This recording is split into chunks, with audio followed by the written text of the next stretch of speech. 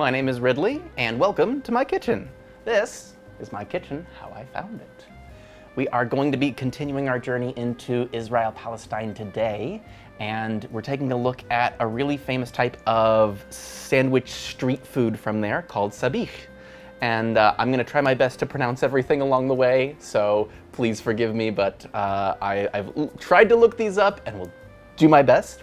So this is a really kind of fun recipe that again has some different ideas of where it came from and the origins of it. But my very favorite one, and the one that came up many times, was that a very specific shop owner named Sabich Tzvi Halabi and his wife opened a shop, and they created a dish that was inspired by Shabbat meals from his childhood. And so Shabbat meals specifically happen across the Sabbath, and what's important about them is that, from my understanding, there is no cooking, no buying anything, or work that is done on the Sabbath. And so because of that, the meals had to be made either pre-made or had to be using ingredients that were already cooked, because you would not be able to cook anything on the Sabbath. And so a lot of these are just sort of dishes that were around from Sabbath breakfasts, and they were then transformed by the shop owner into a handheld, easy to eat street food that became incredibly popular in the 1950s and 1960s. So we're going to be trying a variety of flavors in here, and I've tried to pick out the most traditional or most commonly appearing ones that I found. And so for that, it is always going to include eggplant. You can use Japanese or Italian eggplant. I believe that this is an Italian one, but you want to have a fairly medium-sized one. I don't think I'm going to use all of this one because it's enormous, but that's okay. That can then be mixed with potatoes. Now the potatoes I found in some recipes, but not in others, but it seems to be a very traditional version. So it would be boiled potatoes. And again, these would have been cooked in advance. So we're gonna cook them right now, but generally these would have been in the fridge already or already have been made into the sabich before the actual day that you're eating it. There's also this one right here, which is a chopped salad. Now this one you can find under the name of Israeli salad or Middle Eastern salad. I've seen it under cucumber salad. The ingredients of it are pretty simple, so you could make it at home very easily. It is just tomatoes, onions, cucumbers, and then a really light dressing with either a vinaigrette or lemon and olive oil, and then mixed with a tiny bit of some kind of herb element. I've seen cilantro, parsley, and mint. This one has parsley in it. That then gets mixed with a few sauces. So you've got hummus, which is pretty traditional and is used inside the sandwich to help prevent the bread from becoming soggy. So it is delicious flavor, but also adds an important layer of protection and texture to the dish. And then this one right here is tahini sauce.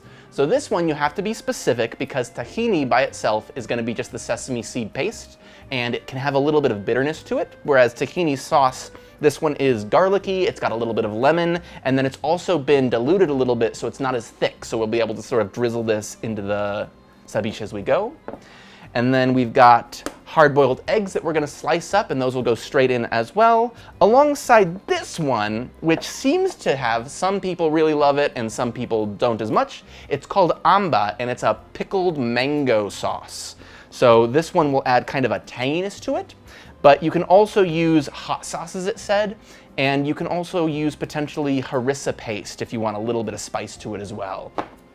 All of that gets stuffed into the middle of a pita, so you're gonna have kind of a pouch full of all these ingredients. We're gonna layer them inside, and that is going to be the entirety of our sabich. Now, as far as prep goes, because most of this would be cooked in advance, almost all of these items are already ready as they are. Oh, before I forget, pickles. The pickles here are Middle Eastern pickles, and so they have more of a tangy bite to them than, say, bread and butter pickles or dill pickles. So the type of pickle is important, and if you can get the Middle Eastern ones, I would say do that. All right, now for the prep. Because most of this would already be cooked, a lot of this stuff should have been done previously if you were doing this in a fully traditional manner, but in order to show those steps, we're gonna do the bit of the prep right now. So for the eggs for the eggplant and for the potatoes, it's going to be a pretty simple step. We are just going to be slicing these into probably between a 1/2 inch and an inch sized pieces. The potatoes we're then going to throw in some boiling water, and that is going to be a pretty quick cook, but I am just going to cut them along here to help the cooking along. You could also probably put them into like a 1/2 inch dice, but we're going to be able to do that after we pull them out of the water. So, no big loss there.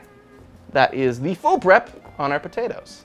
Then for the eggplant, very similarly, we're going to cut this into some thicker slices.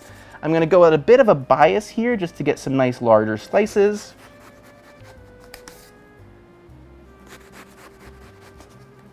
And because this is so large, we might even consider cutting these in half again. But what we're going to be doing with this is we're going to be just frying it really quickly in some oil, getting it a nice golden brown color to it, but we still want it to be nice and creamy and rich and delicious. So we have got our slices here, off to the side again with those. And for our eggs, these we're just going to do nice thin slices across. And my knife is not quite sharp enough to make it through here, so if you have an egg slicer, one of those little wire ones, it might be a little neater, but the important thing is that we're then going to be able to layer these in with everything else and get a nice layer of flavors and textures that all mix together. So we'll put these off to the side as well. Do a few more of these, and that is all of our prep work. From here, we'll head back to the stove and we'll just get a couple of those potatoes boiled down so they're nice and tender, and we'll start frying the eggplant. And that is all of the prep work that is needed for our sabich.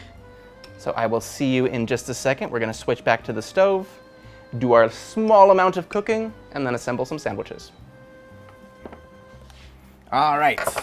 Now, before we actually fry the eggplant up, all I'm going to do is toss it into a little sieve or colander.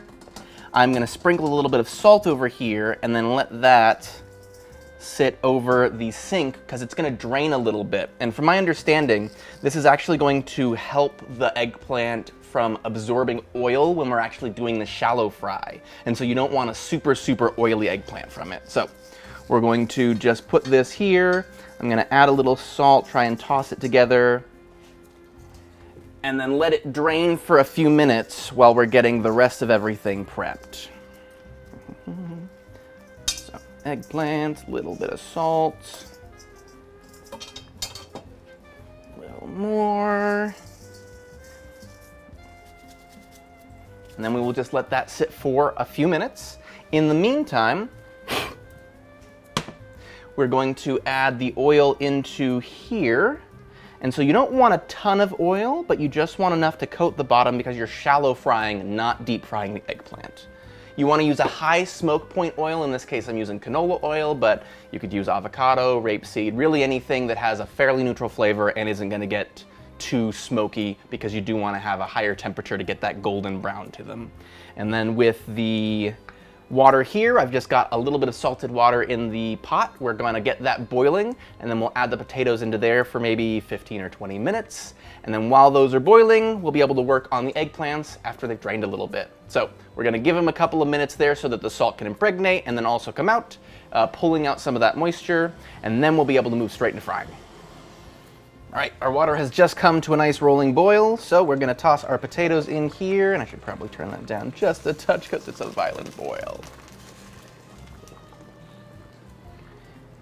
And we're really just going to be cooking these until they are nice and tender, which for these slices should probably be 15, 20 minutes. So we'll let those cook for a little bit.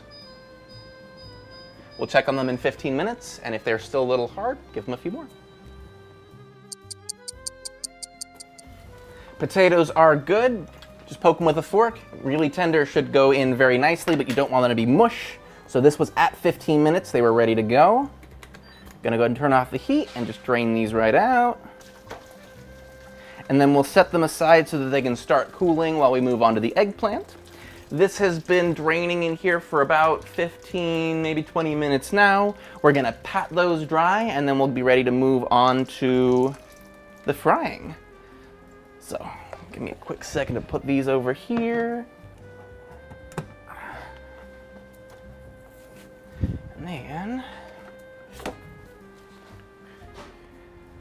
I am just going to pull a few of these out because they are enormous and it's totally okay to work in batches.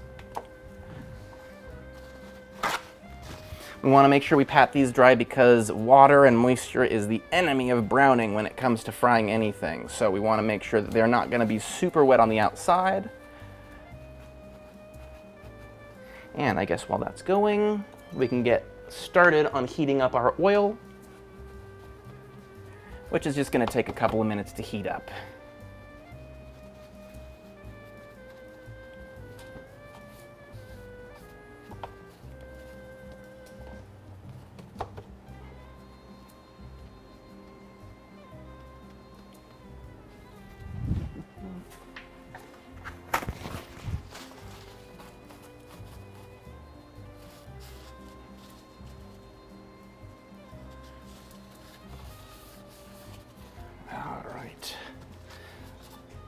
So we'll do these ones to start with. We're just going to give it a little bit of time for this to heat up because it's not quite ready yet. And we want this at a fairly decent temperature.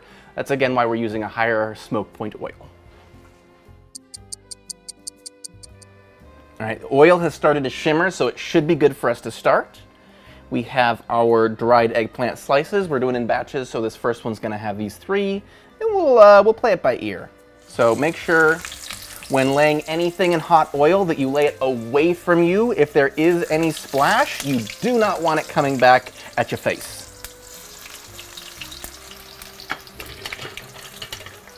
All right.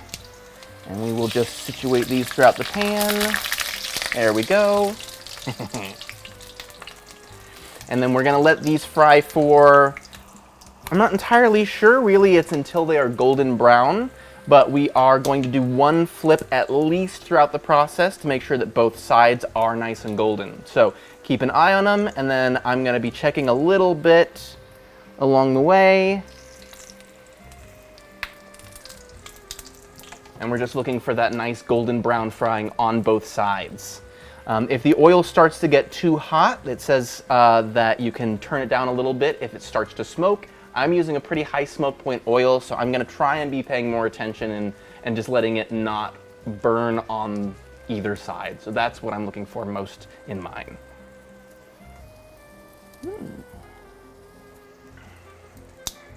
I have not really cooked too much with eggplants, so I'm excited to see how this turns out.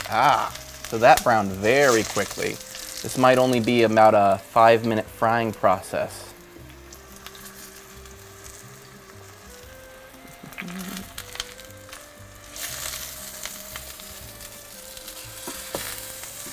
Yes, very, very quick frying on here. So, doesn't take too long. I would not step away if you've got this nice and hot and ready to go. It looks really good though.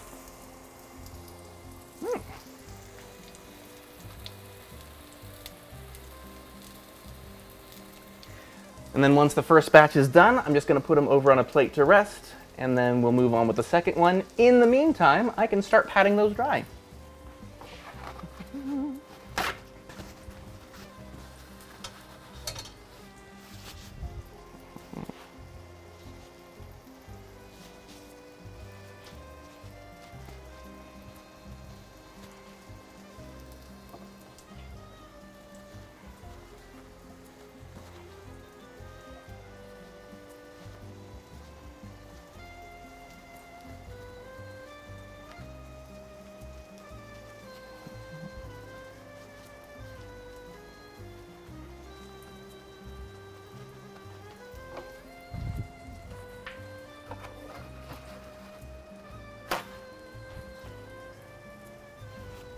And these are enormous slices, so we'll probably be cutting these either into quarters or halves before we actually build the sandwiches. But you definitely don't need to do that before you fry them.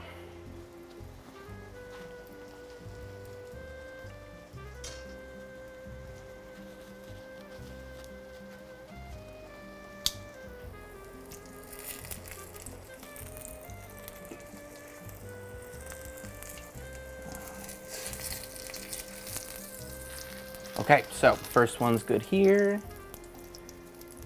Try and drain as much oil as I can, because again, we don't want these to be super oily.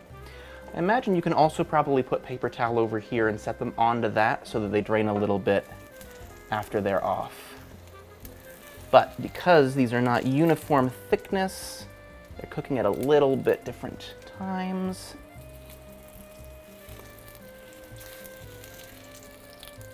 So that needs a little bit more.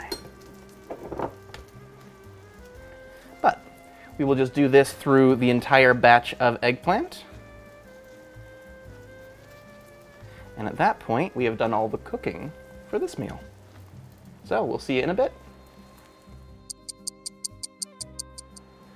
All right, so we have collected all of our ingredients, and now we're gonna just try and build one of these sabich. To begin with, these are some larger slices, so I am going to just cut them into some quarters here, which is more akin to what you would find from like a Japanese style eggplant. And that way we'll have a little bit more room in there to work with.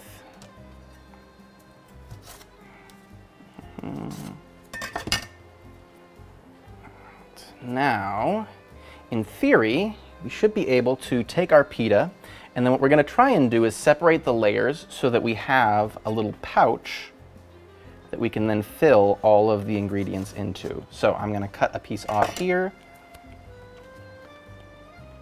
And then we'll see if I can't get this separated.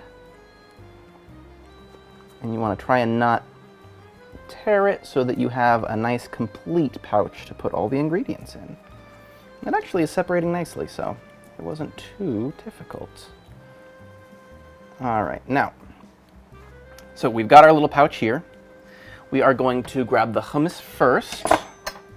And I am going to spread a layer of this along the bottom side of the pita. So this is going to prevent anything from soaking in and making the bottom side too soggy, and will help keep everything texturally where we want it.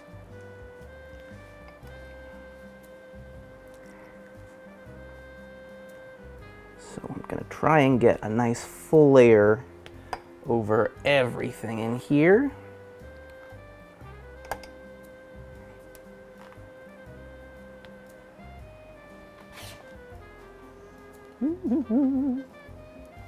All right, so you can see here we've got a little layer along the bottom. Then I am going to add in some of these eggplant slices and sort of make a layer of eggplant throughout the entire sandwich. I definitely think that if I had this full size, it would be a single slice in here. But we got that there. Okay, so we have all of that. And then I'm going to add a layer of potato. Now, if these are too thick or you're having troubles with them, you can also cut these into smaller pieces just to make it more amenable, but I think we'll be able to pull this off. So a layer of potato. And then we are going to add some of the chopped salad, which I'm just going to add directly on here. Once again, just a nice layer of flavor there so that you've got everything in every bite.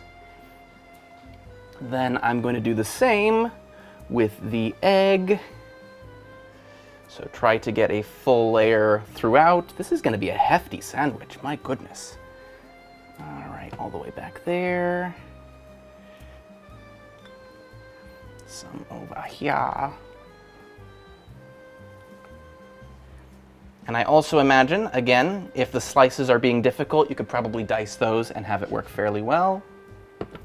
We're going to add some of the pickles.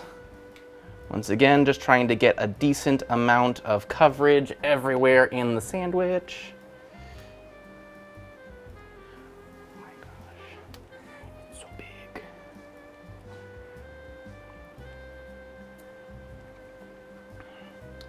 And then I'm going to grab out a spoon so that we can drizzle in some of our tahini sauce. And this might be a little thick, so with the tahini sauce, or the tahini sauce, you can add a little bit of water to thin it out, but I will just try and spread this across the top fairly well. And again, trying to just get all the flavors into every part of it.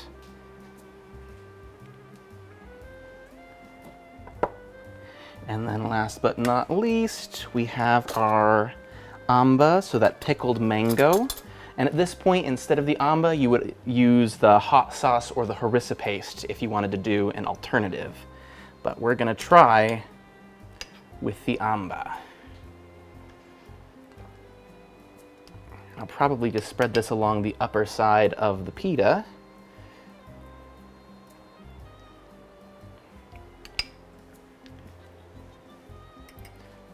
Okay, and then off to the side, I'm gonna do a nice little cut through here so Bruce and I each have a half, and we have our sabich. All right, so I definitely understand why this is a street food. It's very easy to hold, but it's also got a ton going on in it, and it's very, very hefty. So let me throw these on some plates. We'll move over to the table, and we'll get some tasting going. Oh, wow, that's so much.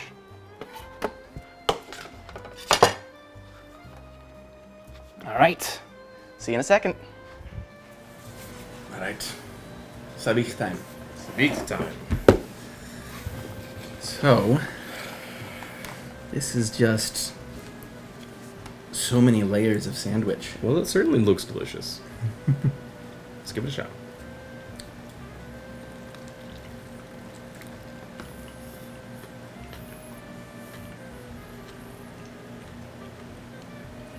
There is a lot going on. A lot of flavors. There's a lot going on. A lot of textures, too. Mm-hmm. Some versions of this have cabbage in there added to make extra crunch. Extra crunch, yeah. I could see that.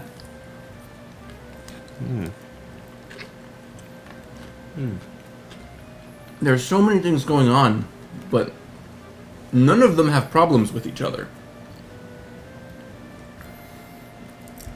I like it. Mm-hmm. I like it. Ooh, I just got the mango. The amba. I had the amba. It's really interesting. Mm-hmm. In a good way. It's just tangy, but it's really almost curried. Almost curried. That's yeah. Maybe that's like how it tastes when you put potatoes with it, because it also has that kind of tinge to it as well, taste-wise. That's what happens with that mango sauce. But again, I super understand how this would be incredibly popular as a street food. Mm-hmm. Like, grab one of these. Yeah, it's a lot to put together, but once it's all together, it works. It certainly does. But you know what? Make this better. Is it meat? It's meat. Meat would make this better. 100%. I mean, at least you're consistent. You know what? A nice thin steak would fit perfectly into something really good and tender. That'll just easily Yeah, and you wouldn't want anything through with a lot of fiber that's right. No, yeah. just something that you can easily pull straight out of here. Just bite it in twain. I mean, it'd be interesting to try. Oh, yeah. Again, all the flavors would probably work well there, or even maybe really diced chicken. Diced chicken too? Yeah, exactly.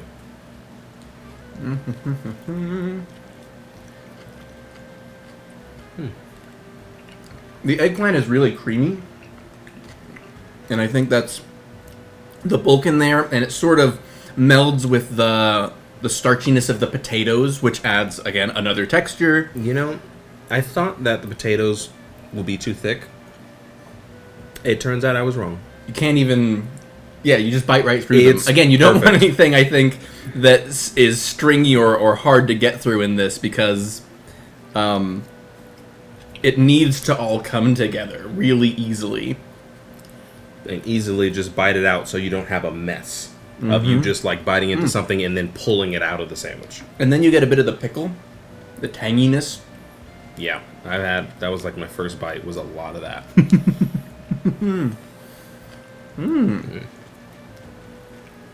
It would be very interesting to try this with that cabbage slaw in there, because it's kind of like a pickled cabbage. The one that I saw had a little bit of vinegar mixed in with it. So the crunch and then a little bit more acidity, I could see that adding a little bite or a kind of ping to it as well. I mean, as is, though, this is really good. Like, it's really good. So, yeah, definitely try the Sabich. Absolutely. And again, these aren't flavor profiles that I'm super familiar with, but they're really well balanced in this. Yeah, nothing takes over too far, I think. And there then are some flavors that are really punchy, but like they don't go so far as to overturn everything else that's in your mouth. another thing to note is that generally this is kind of warm because we just cooked it, but it would often be served straight cold because you would make it the day before. And I think that these flavors would also work perfectly fine and all the textures and everything cold. I don't see any issue where I would like it less being cold, which is the truth about a lot of things. You know, I do, though. I think I prefer it fresh like this, so I guess it wouldn't be traditional in that sense, but I liked exactly how it was. Wait, what I don't know. Yeah, I don't know if I would like it cold. Maybe I would. I would try it. But I mean, like, some people like cold pizza. Not for me. Fair. It shouldn't be cold. That's not a thing. But that's what I mean. Pizza, I like it less cold. This one, and for most things, I like them way better hot if they're served hot. Right. This one I could see it being cold because potato salad is oftentimes a cold thing, so it's not something where I would have it in my mouth going, oh god, this should never be cold. Right. Eggplant I'm not familiar with enough in any regard to have prior experience. So I have no preconceived notions about the eggplant. And then everything else is cold ingredients. I mean, yeah, I would definitely try it. And then we'd go from there. I think I'm going to make another one and try it with some hot sauce. Okay. Sounds good. But we'll catch you next time. And if you do get a chance to try some sabich, definitely give it a try. Also super tasty. See ya. Bye.